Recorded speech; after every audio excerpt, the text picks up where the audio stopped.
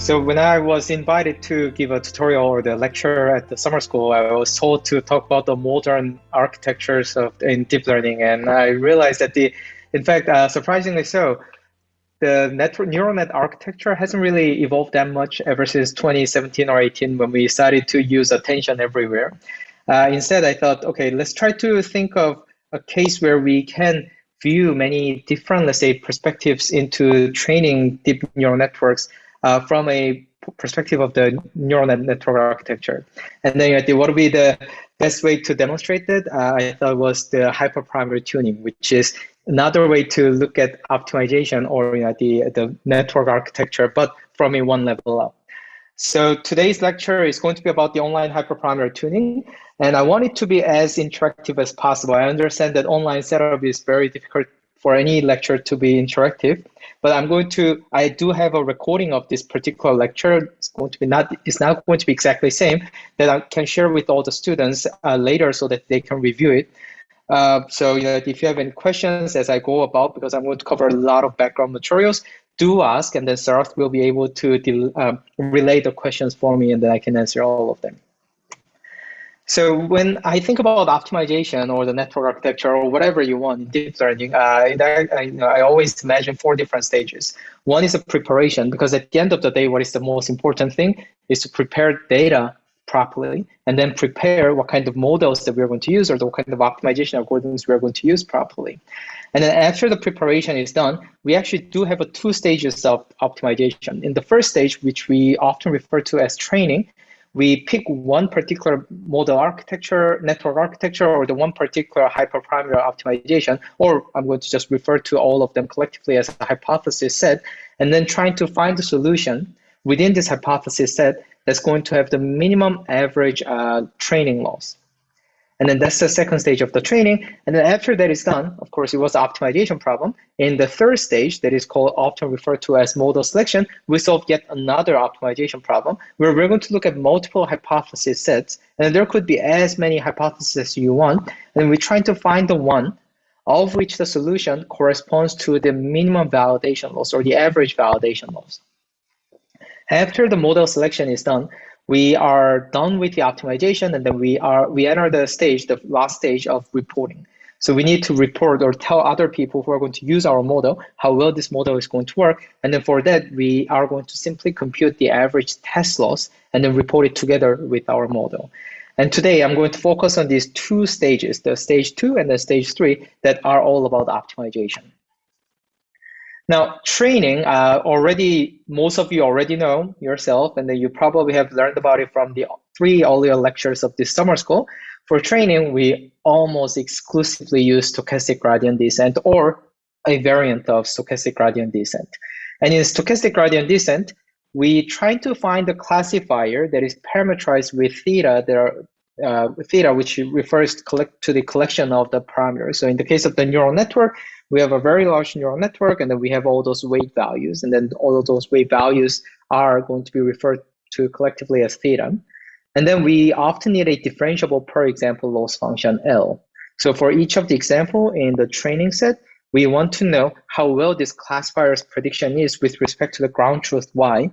And then we want this per example loss function together with the classifier to be differentiable with respect to the parameters of this network. So we don't care whether it's differentiable with respect to the ground truth label Y or the input X, but with respect to parameters, we want it to be jointly differentiable. And we often need to have a differentiable regularizer, such as a weight decay or whatnot, that's going to ensure that our hypothesis set is properly regularized or limited so that we are going to avoid overfitting to a training set without generalizing to a new examples. And why is it stochastic gradient descent? Because if you have noticed, then in fact computing this loss function or the gradient of this loss function, the entire loss function with respect to the parameters, is extremely expensive. What do I mean by that? We need to evaluate how good this classifier is for every single training example, every time we compute the gradient of this loss function. And then that's simply not scalable, in particular in this era of so-called big data. We have data sets that has often, let's say, millions, if not billions of instances. And if we have to go through billion different examples every time we make a tiny update to the parameters, That's not really what we want to do, nor we can afford to do so. So instead, we have to be a bit stochastic and then say that if we will use a very small mini batch at a time and then compute the gradient of this mini batch loss function. To do so, all we need to do is evaluate this function f or the neural network as many times as there are examples in this mini batch alone, and then this mini batch size can be as small as 1 to sometimes several thousand only. And then compared to, let's say, millions or billions that we are talking about, or the size of the trainings that we talked about, it's pretty reasonable. We can manage it, right? And then when we do so, we need to think about what kind of hyperparameters there are. So these, such as the learning rate and regularization coefficient, I'm going to refer to them as the optimization hyperparameters, because these hyperparameters directly influence how the optimization happens. Of course, there are many different hyperparameters, such as the size of the network, like the width of each of the layers, depth of the network, and so on. But my sense is that we just make the network as large as we can, considering the memory requirement and the compute requirement, and then all that matters is to find the good hyperparameters for the optimization procedure. Now, one really interesting thing about stochastic gradient descent and this optimization hyperparameter is that it turned out that the choice of the optimization hyperparameters turned out to influence the solution that we find very, very significantly. What that means is that even though our loss function is fixed, so our loss function is given, depending on what kind of hyperparameters we use for optimization, we may not be able to reach some of the solutions while we end up at some certain set of the solutions that are reachable. So for instance, if we start with a very high learning rate at the beginning, then we might end up with well-generalizing solutions. However, if we start with a very low learning rate, regardless of what kind of scheduling we set, we are very likely to end up with the non-generalizing solutions. And then this kind of observation has been made multiple times over the past few years. And then some have explained it from the perspective of so-called implicit regularization, and then some others have approached it from the lens of the importance of the early stage of learning. But I don't really care. I don't really care what the underlying causes are. But the important thing to notice here is that the optimization hyperparameters, such as the learning rate, how you set them will change what kind of solutions you're going to find, or what kind of neural net you're going to end up with at the end. So what that means is that assuming that we're going to use as large neural net as possible, be it transformers, be it convness, or be it multi-layer perceptron with all those fully connected layers, if we use a large network, and then all that remains is for us to choose a good set of optimization hyperparameters, such as a learning rate, regularization coefficients, and whatnot. And then to do so, we now enter the third stage, that is modal selection. And in modal selection, which is often solved as a black box optimization, what we do is we're going to go through all possible optimization hyperparameters. And then for each setup, we are going to train this neural net entirely, take the final solution, and then evaluate this final solution on a validation set that is separate from the training set. It's very important to use a separate validation set that is not training set. And then once we evaluate it, each and every optimization hyperparameters, we're going to pick one that has the lowest validation loss. And it's often solved as black box optimization, as I said earlier, because it's just so expensive to train the entire model. So that is the evaluation, one-time evaluation of this loss function that is a validation loss function is very expensive, because every time we evaluate this validation loss function, we need to train the entire neural network. And then, as I said earlier, we are assuming that we're going to use as large neural net as we can. So what are some of the standard approaches to this modal selection, or the black box optimization that is used to choose the right optimization hyperparameters? The first one you can imagine is grid search.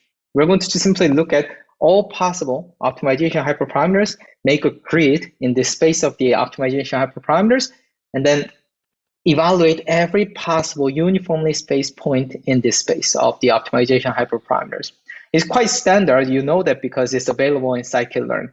Unfortunately, it does not scale well with the number of hyperparameters because of the curse of dimensionality.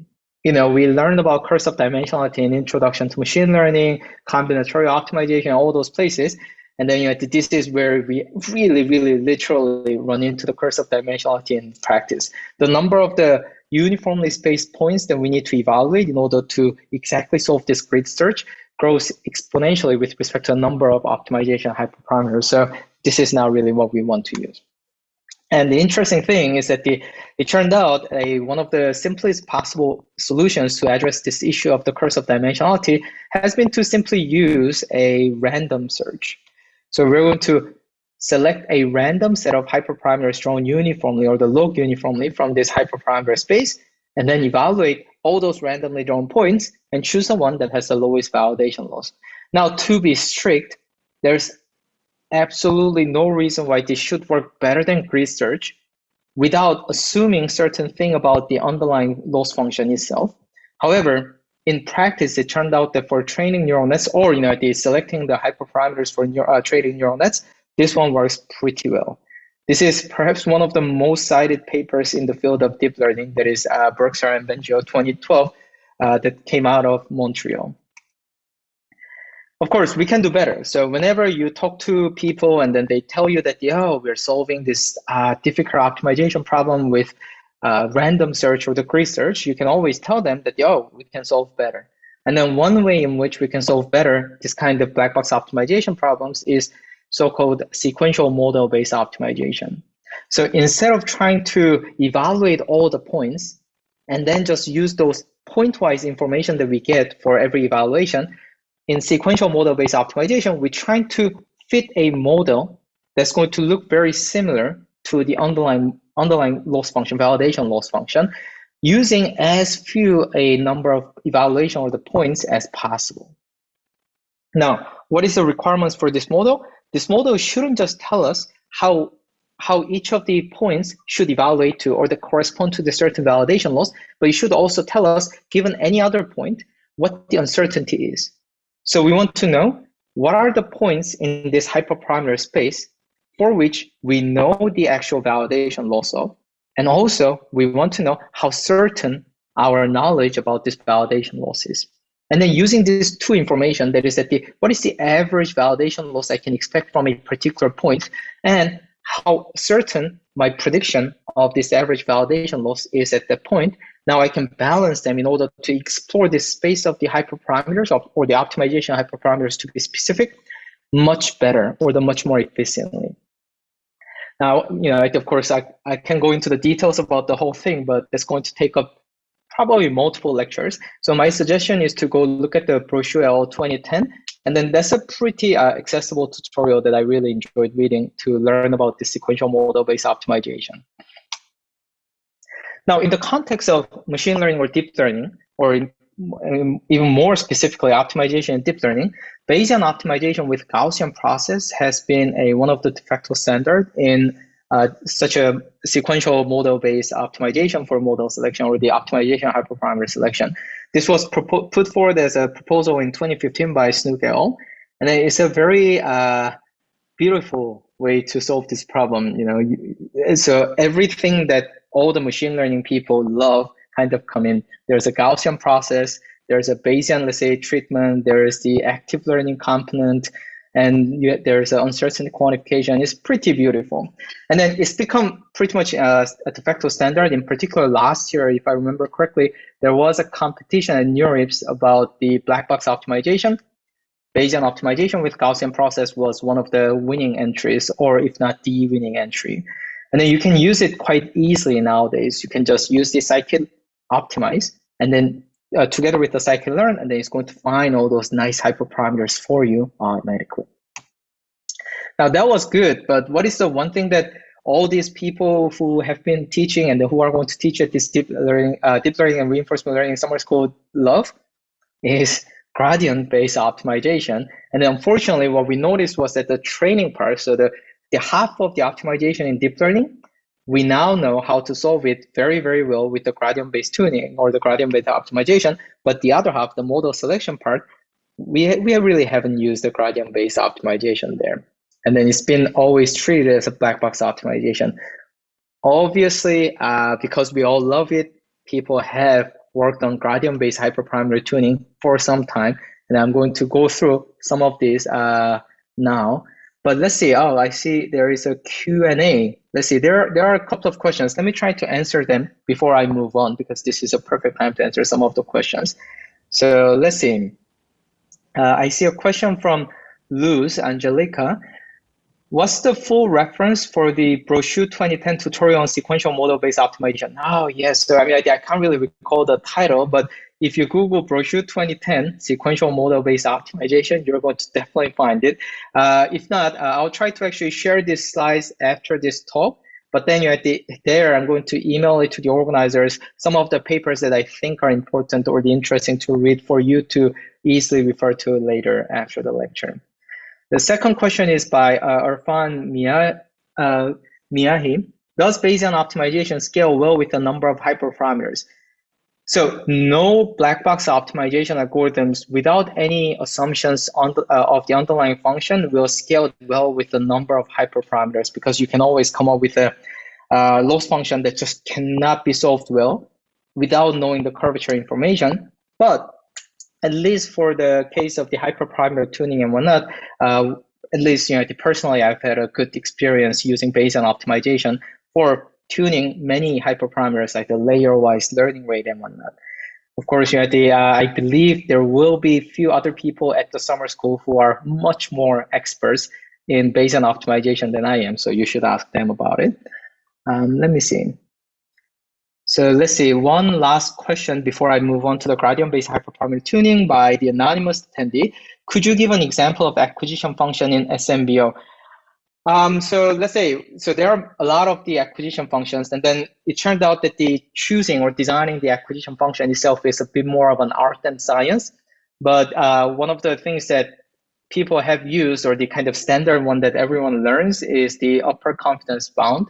So, or the lower confidence bound. I don't know what's the right way to say it, but that is that I want to choose a point that's going to have a very low loss, but at the same time has a high enough uncertainty, so that I hit the balance between exploitation, that is find the low validation loss, but also I try the points that I'm not entirely sure yet whether there is a good solution or not.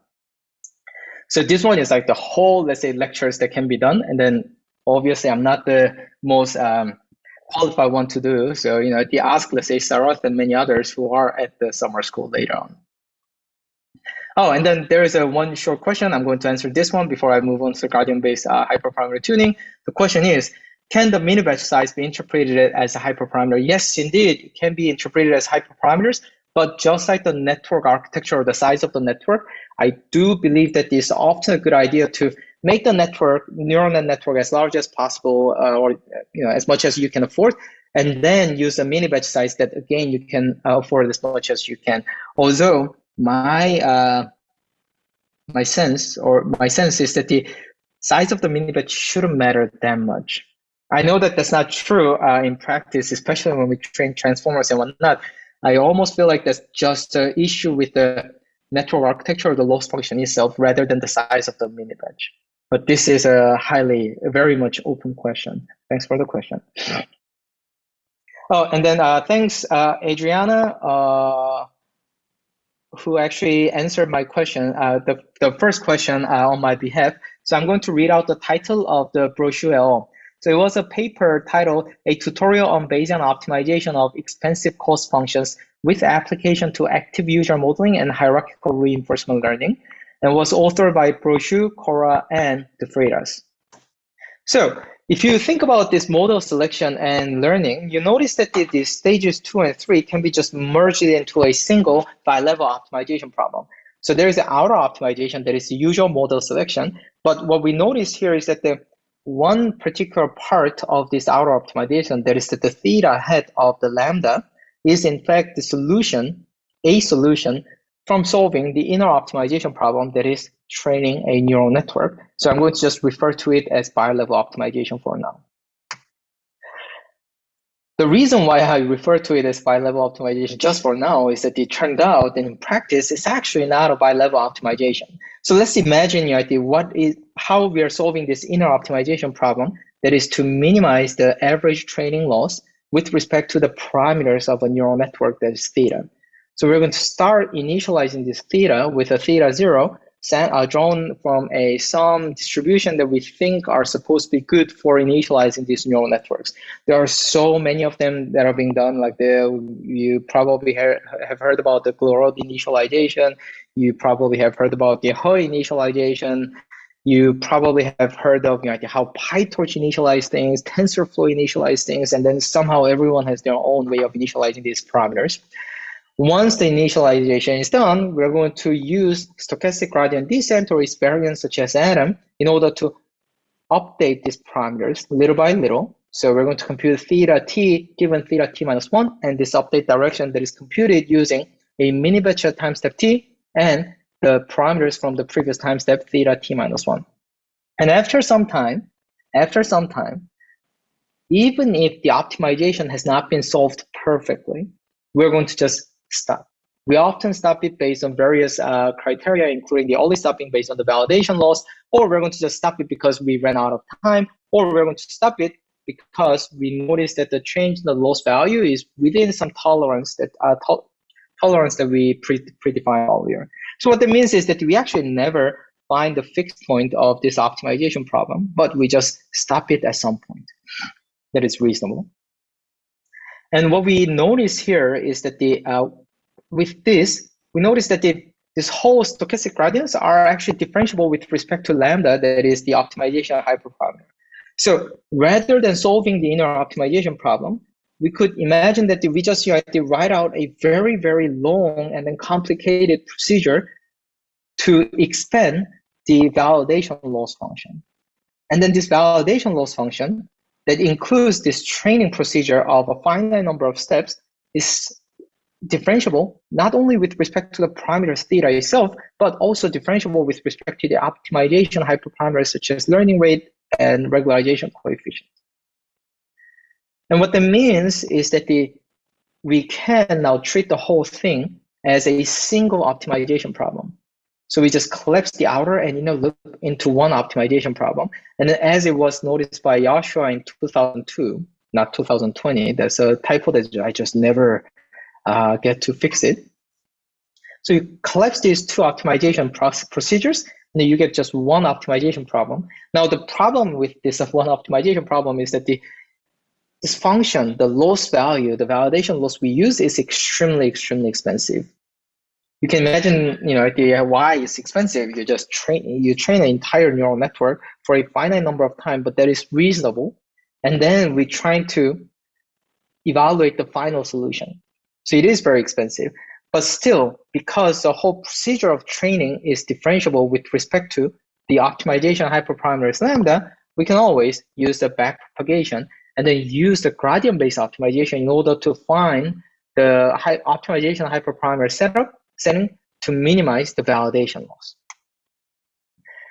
Unfortunately, it's very expensive, not only due to the forward pass, so that is that the training, but because the backpropagation through this backpropagation procedure, or the training procedure, requires computing multiple copies. In fact, as many copies of the Hessian matrix as the number of the updates we have taken in training this neural network. Now, obviously, we don't need to get we don't need to compute the Hessian matrix explicitly, but all we need is a Hessian matrix times some vector. That's the only thing that we need. Unfortunately, that is still expensive, and we have to do that every time we made one update to the neural network. So it's super duper expensive, you can imagine. And that is for one tiny update to the validation, the optimization hyperparameters. What that means is that we need some kind of approximation. And then by doing so, we need to make some appropriate trade-off. So, 3 different approaches have been proposed and tested. One way is that you just say that, okay, we don't really care about training the neural net all the way and then see how that neural net does in terms of validation loss. We're going to simply say all we need to do is look at the few steps of training, and then that's enough for us to figure out what are good optimization hyperparameters. The second approach is relying on so-called implicit function theorem, which is conceptually similar to truncated backprop through backprop. That is that we're going to go all the way until the convergence, or until the training is over, and then we're going to assume that Well, at this point, we're going to simply assume that the training loss function looks really, really nice. And then we are going to look at only a last one step or the few steps in order to approximate this training loss function, and then use that information to approximate what the Jacobian of the final solution with respect to the optimization hyperparameters would have been. This one actually works well. It was actually proposed in 2000 by Yoshua Benjo. And then this idea was revived in 2016. And then this idea is used for various purposes ever since. And then the final one is the reversible iterative optimization. We give up on reducing the computation, but we can at least reduce the amount of the memory that is needed. Because if you think about the amount of memory that is required in order to go all the way until the end of the training and then backprop all the way back, it's actually pretty gigantic. But then if the optimization algorithm was designed or selected so that every step is reversible, then you don't have to save all those intermediate steps. And then that allows us to compute this gradient, backprop by backprop gradient, or the gradient of the gradient, exactly without having to suffer from the memory overhead. And as you can imagine, you can mix and match all these different things. In fact, this is a table coming out of the Lorraine 2020, of my favorite table, because it really summarizes what people have tried, and then what are the things that, what kind of computation complexity we have, and then what are the approximation that is being done. This is really nice, and the table and then the paper is really nice. I highly recommend you to read it. But what you notice in general is that there is a clear trade-off between the computational complexity or even the computational tractability and the quality of approximation. So in order to get a good quality, we often have to spend a lot on computation, including memory. And then if we want to save on computation, we often have to sacrifice the quality of approximation. And in that case, we wanted to see, can we actually do better than this? So this is what current practice is. And then we want to see if we can do it a bit differently than what most of the people have done. Although it turned out that the few other people have done what I'm going to tell you about, but we'll get to that soon. Before that, let's see, there is one question. Oh, Charlie Gauthier. Okay, so can you post the name of the paper in the chat in order for us to copy paste? Good point. I'll try to look it up, and I'll send you all the list of the papers that were referred to during my lecture after the talk is done. Yes, sorry about that. Another question from Irfan Miyahi. Are any of these bilevel optimization techniques suitable for optimizing the neural network? Well, it's a interesting question, Amity. So it's difficult to tell, what it means to optimize a neural architecture. If you're asking whether we can use bilevel optimization, which is what we are doing, like we have a separate hyperparameter selection to optimize the neural net architecture. Yes, that's what the AutoML people are working on quite heavily, and then that's what essentially Kwok Lee has been working on at Google for the past 4 years, trying to use various techniques, or trying out all possible techniques that you can imagine to find the best network architecture or the primitives that are going to minimize the validation loss function. But it's a very difficult problem. The reason why it's difficult is it's an extremely high dimensional combinatorial space that is a neural net architecture space. And then there is not a clear kind of inductive bias that we can rely on in order to tell what are the similar architectures in terms of the actual generalization. If we knew that, we could actually bake that in as a heuristics for solving these combinatorial optimization algorithms. But when it comes to neural net architecture, I don't think we have a good such intuition what those right metrics are in this space. Let me see. Yes, you meant neural architecture search. I hope hopefully I answered that already. And then final question before we go into the slightly newer thing by anonymous attendee. Can you please go back to which method was the current practice arrow pointing to? Oh, I'm sorry about this. So everything that I've talked about so far is the current practice. That's what everyone has been doing. That's what everyone has proposed to do so. And then that's what a lot of people have tried and are using every day. So instead, let's see if we can actually think about a different way to solve it. And then to do so, we're going to talk about a different perspective to think about what learning is. So if we look at the inner optimization, there is training based on the stochastic gradient descent. What we can think of is that it creates a computational graph. So at every time step t, we start with theta t minus 1, that is the previous parameters. And then given this theta t minus 1, we're going to compute the update delta. And then this delta takes as input theta t minus 1, as well as the mini batch, a mini batch of examples at time step t, bt. And this whole function delta is parameterized using this optimization hyperparameters lambda. Once this delta is computed, we are going to add this delta, so the update direction, to the theta t minus 1 in order to result in theta t. And then this whole procedure happens over and over and over.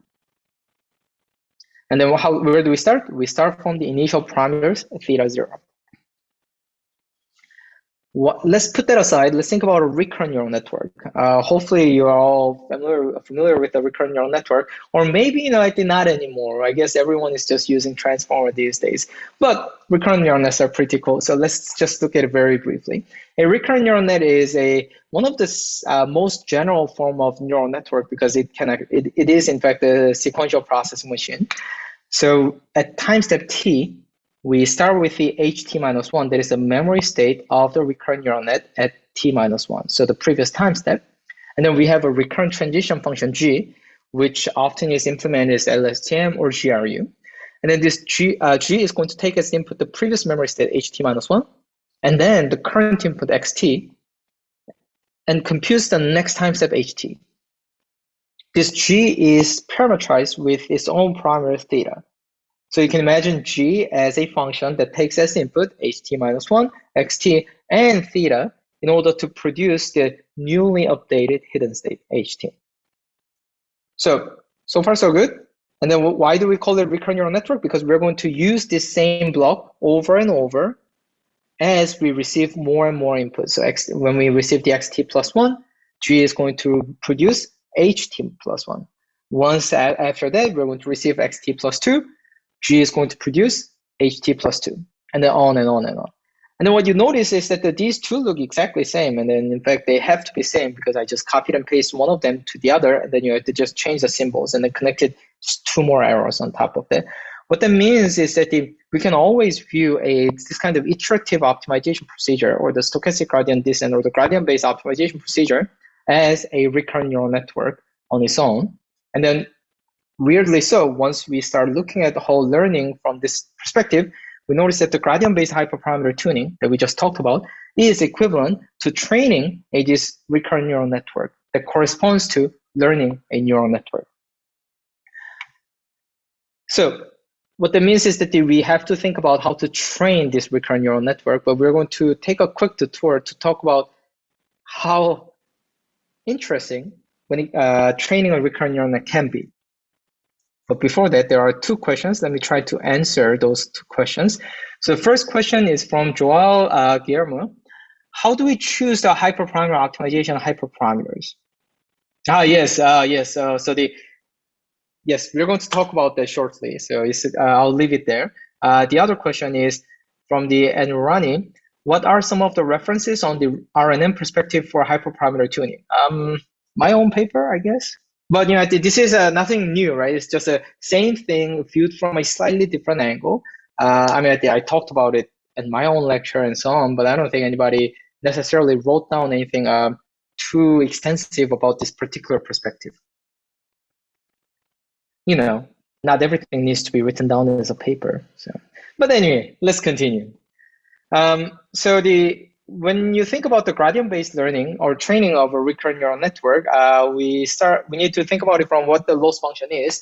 And then for now, I'm going to just assume that every time step, we take as the input some observation, and then we're going to predict something at that time step. And then for that one, we have a corresponding ground truth value. So we can compute the so-called per step loss function. And then the loss function for the entire sequence or the entire example is simply the sum of these per step loss functions. That's exactly what is shown on the slide. Then in order to update the parameter theta of this recurrent neural network, we need to compute the gradient of this total, let's say, sequence level loss function with respect to the theta that is the recurrent neural net parameters.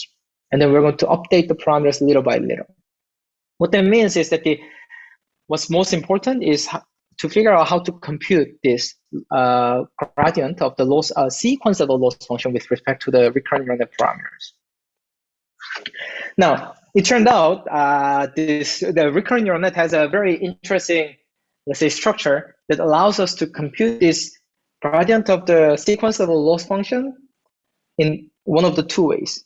The first way is, I'm going to just call it future facing, is where we're going to consider the loss function, the gradient of the sequence level loss function with respect to each and every time the shared parameter theta was used.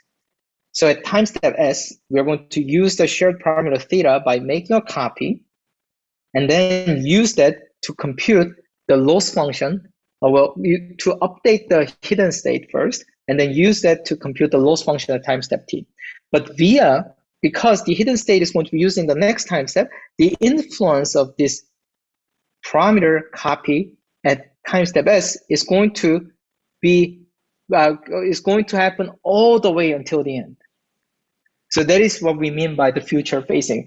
Every time we use the theta, the parameters at time step S, we need to consider how this parameter copy is influencing the per step loss functions in the future. That's the reason why we call it future facing. What that means is that at every time step, in order for me to compute the gradient of the sequence level loss function with respect to the parameter used at time step S, I need to go forward and then back propagate the error signal through time to time step S.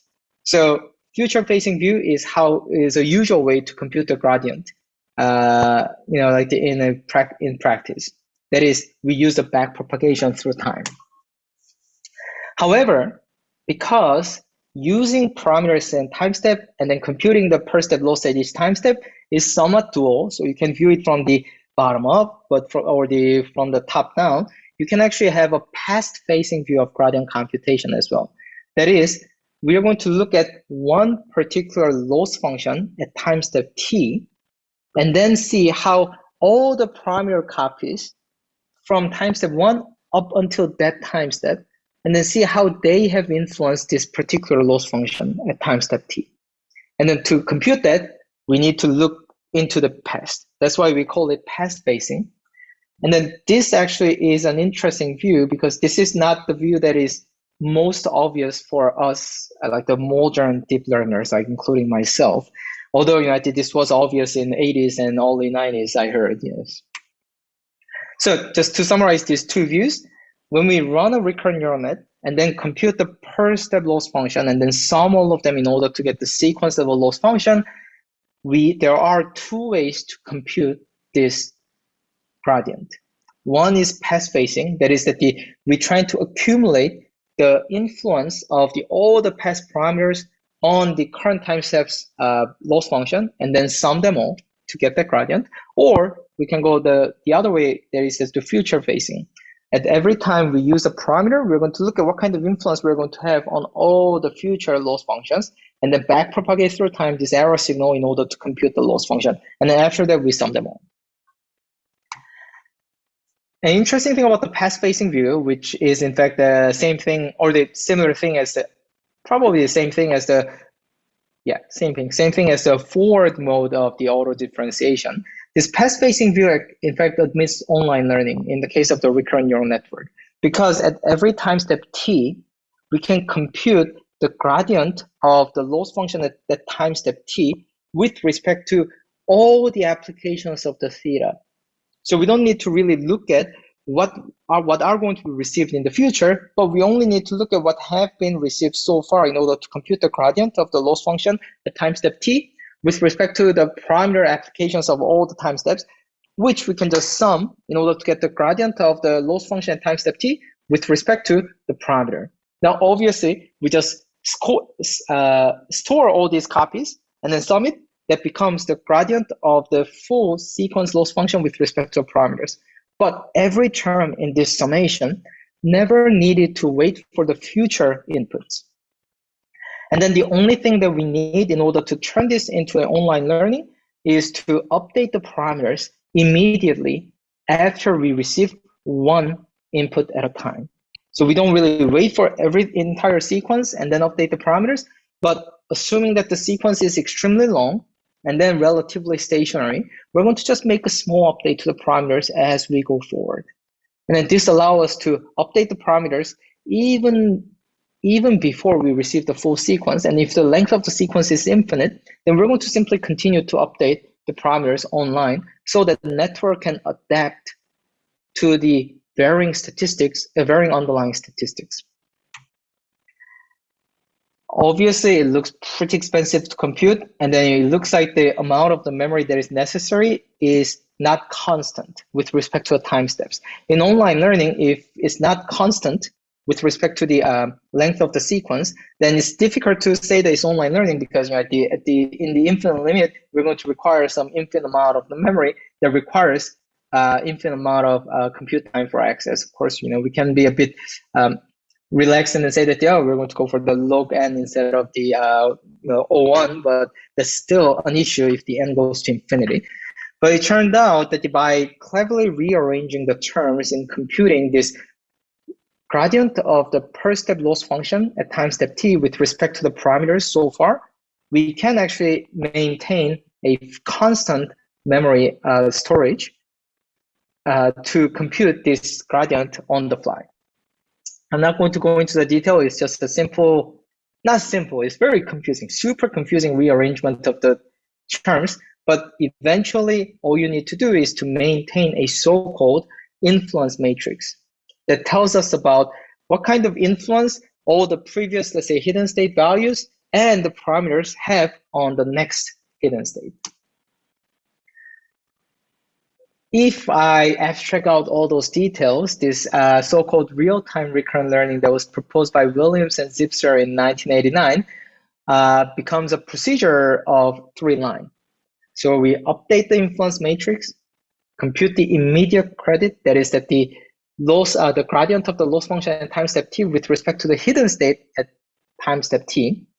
And using this, we can now update the parameters using the gradient that is carried over online. And then we do it over and over every time we receive a new input. It's not widely used in practice. That's probably why most of you haven't actually heard of it, or at least haven't used it, even though you knew about it, because it's still quite expensive. In particular, the issue is with the memory complexity. It's often considered as ONQ, where the N is the number of neurons. So we're going to just consider a single layer recurrent neural network, and it's fully connected. So we have the N neurons, and then the number of the weights is N by N, so there is N squared. And as I said, what this influence matrix is carrying over is what kind of influence the hidden state at time step t-1 and the weight matrix is going to have on hidden state at time step t. Of course, you can rearrange some of them, but still you end up with the n cubed number of the entries in this influence matrix.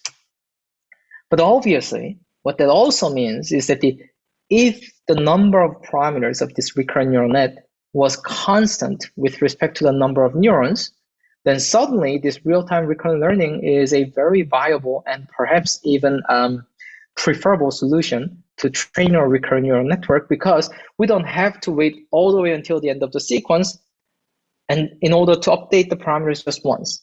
As we read the long sequences, we can just update the parameters on the fly. Effectively, the ratio of the number of the updates per sequence becomes, let's say, is like significantly greater. So perhaps in this particular case, this is going to be very useful. Now, so we have learned how to train a recurrent neural net in an online manner. Is there any questions on this before I talk about online hyperparameter tuning, which is the meat of this lecture, except that this is a very thin meat. We're going to just cover it very quickly. So I only see the Joel's question that was from the previous, let's say, break. Yeah, this one I'm going to get to it soon. The answer is that yes, it's a bit difficult, but I'll talk about it shortly. Okay, otherwise I'm going to go into it. Now at this point, it becomes a bit, let's say, relatively straightforward for you to see already what I'm going to end up doing. What we notice is that we know how to train a recurrent neural network in online manner.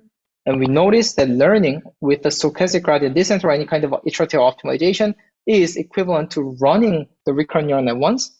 So then we're going to combine these two so that we're going to update the optimization hyperparameters on the fly. And as soon as I said this, there are a couple of questions. Let me try to answer that before I go in. So the anonymous attendee asked a question. Does this method allow for a dynamic choice of hyperparameters, meaning that they are not constant throughout all the inner optimization? Does this mean that we have a larger hypothesis that this is a great point in a sense that unlike in a black box optimization, where we're going to fix or choose one particular hyperparameters configuration and train a model all the way to the end, and then evaluate the validation loss, we are going to actually update the hyperparameters on the fly. What that means is that it may actually change as the training continues. Of course, it's a big question whether that's necessary and whether it actually is helpful or hurtful, but we'll get to that in the experiments a bit later, soon, very shortly. So there's a question from Lev McKinney. Is this the same as eligibility traces? Yeah, it is very much related to the eligibility traces. And it's a reinforcement learning summer school. So I'm not going to try to say anything that is related to reinforcement learning myself, because I'm almost like not even a novice. I haven't even tried, so I don't really know much about the reinforcement learning. But this will be a great question for you to ask to all those RL lecturers later this week. Let me see, one last question before I continue from anonymous attendee. What is the number of time steps in the RNN? Do we consider a time step as an iteration of training? Yes, indeed. We're going to get to that. We got there already on this slide.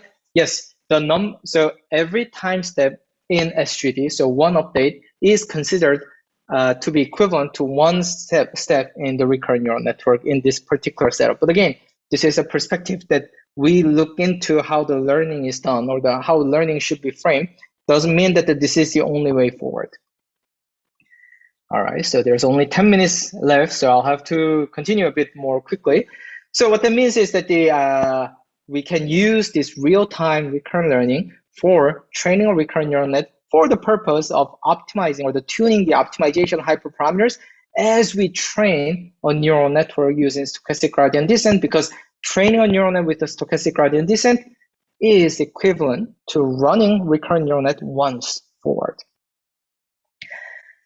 Now, it turned out that we have some expensive computation here because we should be able to compute the Jacobian of the hidden state of the recurrent neural net, that is the parameter setup of the neural network. So the network parameter at time step t with respect to the network parameter at t-1. It's a gigantic Hessian.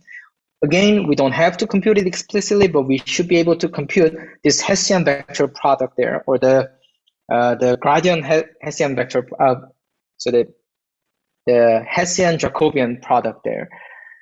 It's still expensive, but imagine how it was before. We had to compute this Hessian vector product as many times as we apply the SGD update to the neural network for updating the hyperparameter once. But here, we just do it once every time we update the hyperparameter. So this is much more doable, although it's quite expensive for a very large network. It turned out that for this particular purpose, stochastic approximation or the stochastic finite difference approximation to this Hessian vector product works pretty well. Check out this blog post by Justin Domke, and then it's a really short but concise but very extensive, let's say, discussion on what is the right way to do this kind of finite difference method to compute the Hessian vector product well.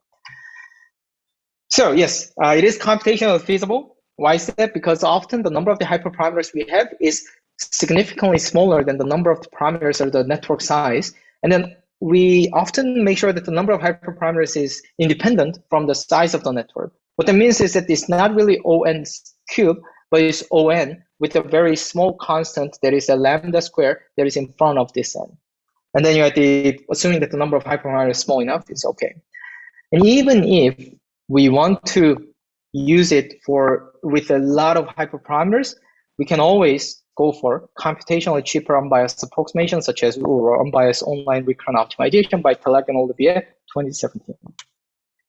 So relatively straightforward. Again, if we abstract out all these, let's say low-level details or the gory details, let me put it like that, then it's a three-line or the three-step procedure. We update the influence matrix, we compute the immediate credit, and then we just update the hyperparameters, and we do it every time we receive a new input. And then what is the new input here? Is to receive a new mini batch of training examples. So before I go into the experimental results, two major properties. First one is that it's fully online. We really literally update the network parameters and optimization hyperparameters simultaneously.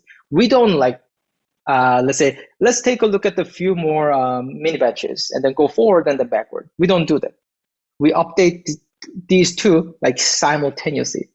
Every time we update the network parameter, we can update the optimization hyperparameters. Of course, if we want, we can always make them asynchronous if you want, but generally we just use update both of them synchronously.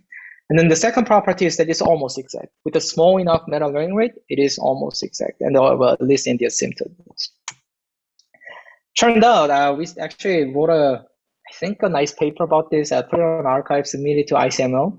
And then the reviewers gratefully pointed out that we weren't the first to come up with this idea, perhaps unsurprisingly. There was a paper from Luca Franceschi et al.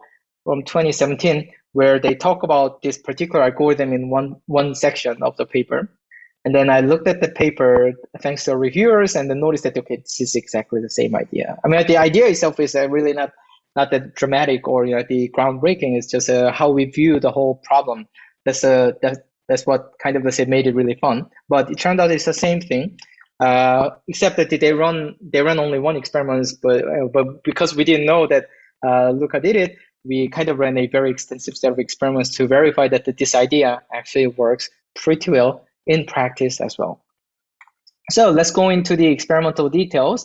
We have only 5 minutes, so I'm going to just finish it off and then get some questions. So we ran an extensive set of experiments, although on a very small scale data sets, MNIST and CFR10. And then we use a 4-layer fully connected neural net for MNIST, and then we use ResNet 18 for CFR10. We used Atom Optimizer, although we did run the same set of experiments with SGD without much of the difference between these two optimizers. So first of all, does it actually work? If I compare it to the black box optimization, can this online hyperparameter tuning get to the test loss or the validation loss that is as good as the loss that we can find using the black box optimization in one sweep? Not even sweep, right? It's just a one training run. So we compared it against a random search as well as a Bayesian optimization with a scikit-opt. And then we ran it until the target test loss went below 0.3. And then it turned out that what we proposed, okay, so I shouldn't really say it proposed anymore, but anyway, this online hyperparameter optimization based on RTRL, we're able to find or hit this target in just one training run, while for black box optimization algorithms obviously couldn't do it in one run. I mean, it just doesn't make any sense unless you get super lucky, and it required many, if not tens of the runs. So this actually told us that it actually works. And then the stability-wise, this is connected to how to choose a hyperparameter optimization hyperparameters. And then one of the hyperparameter optimization hyperparameters is the initialization. So how do we initialize the optimization hyperparameters? And then do we have to be very careful about it? As soon as we have to be careful about it, the use or the utility of this approach kind of vanishes largely. So what we did was we randomly vary the initial learning rate, we randomly vary the regularization coefficient, we randomly vary scheduling coefficients for the atom or whatnot, and also the initialization of these learning rate and regularization coefficients. And then what we have noticed is that in almost all cases, within one run, it was able to get to a very low test loss with a very small variance, which was very interesting and assuring, right? And what was most exciting, at least to me, was that as we increased the number of hyperparameters, so what we did was that we started by using one initial learning rate for the entire network. We started to divide the network layer-wise, and then you might introduce more and more learning rate.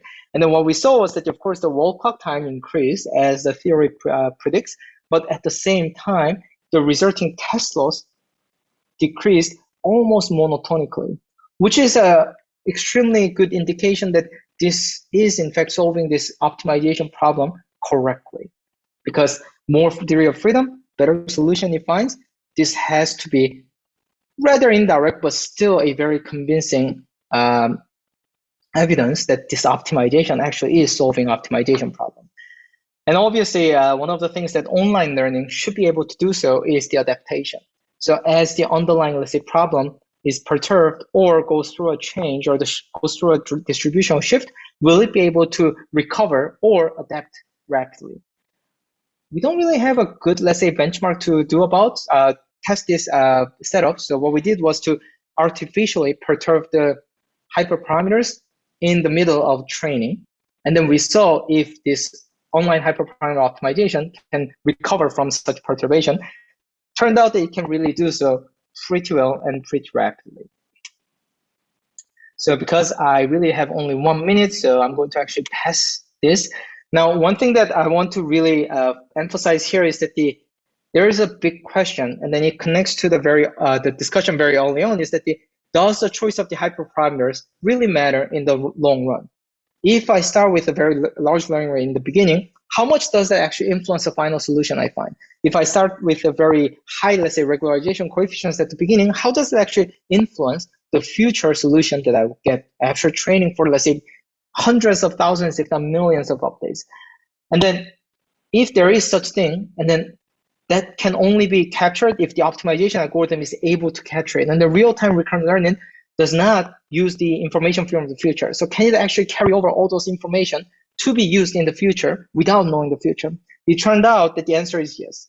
If we reset this influence matrix over and over, then the resulting test loss is always higher. And then the best case test loss could only be obtained only when we never reset the influence matrix, but carry over all the information that is out there. So it was a very interesting and exciting, let's say, observation we made.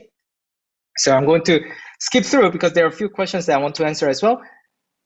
So one of the reasons why I decided to talk about this at this summer school is that it's not only about trying to use the setup that has been proposed or has been used by the community, but trying to see the same problem from a very different perspective and then trying to come up with a new framework.